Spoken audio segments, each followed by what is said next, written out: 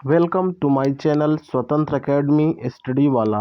मैं आपका हार्दिक अभिनंदन एवं स्वागत है। आज हम लोग बात करेंगे मनोविज्ञान के कुछ महत्वपूर्ण टॉपिक हैं, उसके बारे में चर्चा करेंगे जो शिक्षक भर्ती के लिए महत्वपूर्ण क्लास हैं। दोस्तों देखते हैं, यहाँ पे पहला क्वेश्चन है। पहला क्वेश्चन दिया है, मनोविज्ञान का शाब्दिक अर्थ क्या होता है। मनोविज्ञान का शाब्दिक अर्थ मन का विज्ञान होता है। साइकोलॉजी शब्द की उत्पत्ति किस भाषा शब्द से हुई है। साइकोलॉजी शब्द की उत्पत्ति यूनानी ग्रीक भाषा शब्द से हुई है। साइकी शब्द का अभिप्राय क्या है।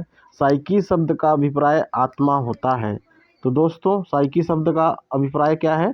साइकी शब्द का अभिप्राय आत्मा होता है। चौथा है मनोविज्ञान। मनोविज्ञान किस शास्त्र का भाग माना जाता है। मनोविज्ञान दर्शन शास्त्र का विज्ञान माना जाता है। मनोविज्ञान मानव एवं पशु व्यवहार का विज्ञान है। किसने कहा है, तो यह कथन जो है मॉर्गन ने कहा है। छठा नंबर है, मनोविज्ञान व्यवहार का निश्चित विज्ञान है। किसने कहा है, वाटसन ने कहा है। वाटसन ने क्या कहा है, मनोविज्ञान व्यवहार का निश्चित विज्ञान है। यह वाटसन महोदय के द्वारा कहा गया है। ठीक है। उसके बाद अगला है, मनोविज्ञान का वास्तविक अर्थ है। मनोविज्ञान का वास्तविक अर्थ है व्यवहार का विज्ञान। क्या है, व्यवहार का विज्ञान। मनोविज्ञान है विधायक विज्ञान है। मनोविज्ञान क्या है, विधायक विज्ञान है। नौवां है, बुद्धि एवं शरीर समाहित है जैविक कारक। बुद्धि एवं विकास समाहित है, बुद्धि एवं शरीर समाहित है, क्या है, जैविक कारक है। व्यवहारवाद के प्रमुख प्रवर्तक हैं जेवी वाटसन। कौन है, जेवी वाटसन महोदय जी हैं, व्यवहारवाद के प्रमुख हैं। 11 नंबर है, 11 नंबर में दिया है, 11 नंबर है, मनोविश्लेषणवाद के जनक हैं सिगमंड फ्रायड। 12 नंबर है, मुझे बालक दे दीजिए, तुम उसे जैसा बनाना चाहते हैं उसे मैं वैसा बना दूंगा। ये किसने कहा है, वाटसन महोदय ने कहा है कि मुझे आप नवजात शिशु दे दीजिए, मैं उसको जैसा चाहूँगा वैसा बना दूंगा। ठीक है, किसने कहा है, वाटसन महोदय जी ने कहा है। 13 नंबर है, सिगमंड फ्रायड के अनुसार निम्न में से मन की 3 स्थितियां कौन कौन सी हैं। चेतन, अर्धचेतन और अचेतन। यह सिगमंड फ्रायड के मन की स्थितियों का 3 क्रम है। Sigmund Freud. ठीक है। उसके बाद 14 नंबर है, 14 नंबर में कहा गया है कि ईद, ईगो, सुपर ईगो को मानव की संरचना का विभिन्न अंग है। कौन मानता है, तो यह मानता है फ्रायड महोदय ने। कौन मानता है, फ्रायड महोदय। ठीक है। फिर केवल 2 प्रकार की मूल प्रवृत्ति है, मृत्यु एवं जीवन। यह विचार है फ्रायड महोदय का। किसका है, फ्रायड महोदय का। मनोविज्ञान शिक्षा का आधारभूत विज्ञान है। किसने कहा है, स्किनर ने कहा है। शिक्षा मनोविज्ञान का केंद्र है, बालक है। क्या है, शिक्षा मनोविज्ञान का केंद्र क्या है, बालक है। बालक को केंद्र मानकर ही शिक्षा दिया जाना चाहिए। शैशवावस्था का नियम समय क्या है, नियत समय क्या है, जन्म से 6 वर्ष तक शैशवावस्था माना जाता है।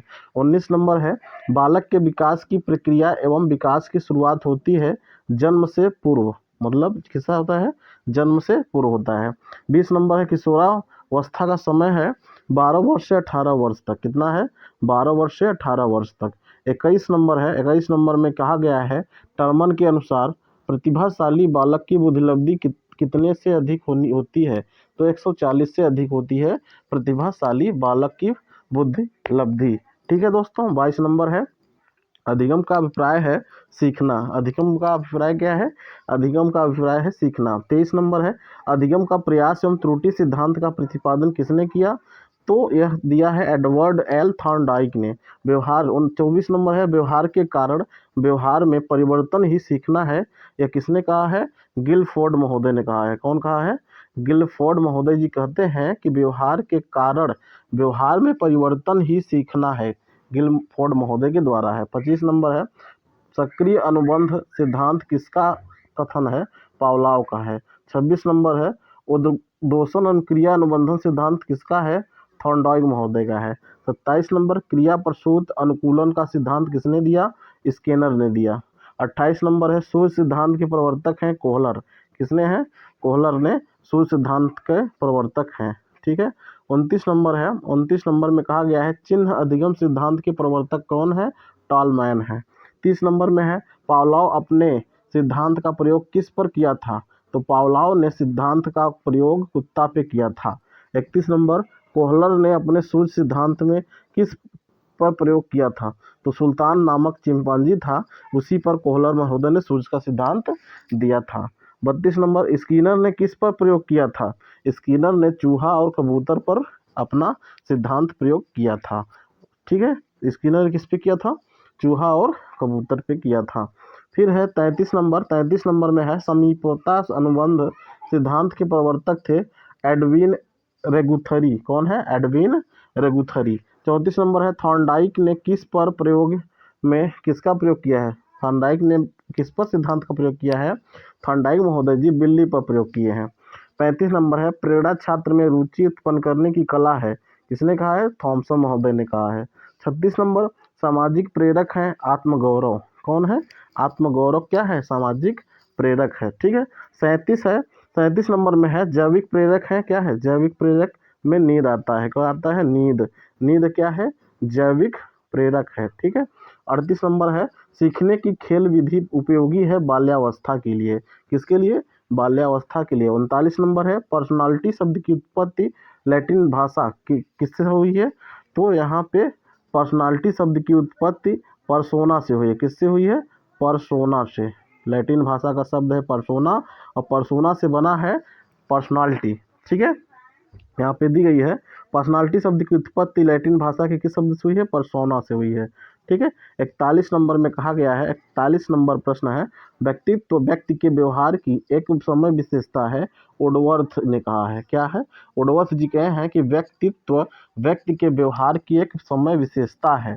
42 नंबर में कहा गया है, 42 नंबर प्रश्न है बालक के व्यक्तित्व का विकास आरंभ हो जाता है शैशवावस्था से। कब से? शैशवावस्था से। 43 नंबर है व्यक्तित्व मापन की विधियां हैं 3। कौन कौन? आत्मनिष्ठ, प्रक्षेपी और वस्तुनिष्ठ। कौन कौन है? आत्मनिष्ठ, प्रक्षेपी और वस्तुनिष्ठ। 44 नंबर है रोरसा परीक्षण या स्याही धब्बा परीक्षण विधि के आविष्कारक हरमन रोरसा किस देश के निवासी हैं? तो हरमन रोरसा स्विट्जरलैंड के निवासी हैं। कहाँ के? स्विट्जरलैंड के निवासी हैं हरमन रोरसा। ठीक है। 45 नंबर है, 45 नंबर में कहा गया है बुद्धि का त्रियामी सिद्धांत किसने दिया? तो बुद्धि का त्रियामी सिद्धांत स्पेयरमैन ने दिया। ठीक है। 46 नंबर है बुद्धि के द्विखंड सिद्धांत का प्रतिपादन किसने किया? तो बुद्धि के द्विखंड सिद्धांत का प्रतिपादन स्पेयरमैन ने किया। 47 नंबर है बुद्धिलब्धि का आविष्कार किसने किया था? बुद्धिलब्धि का आविष्कार टर्मन महोदय ने किया था।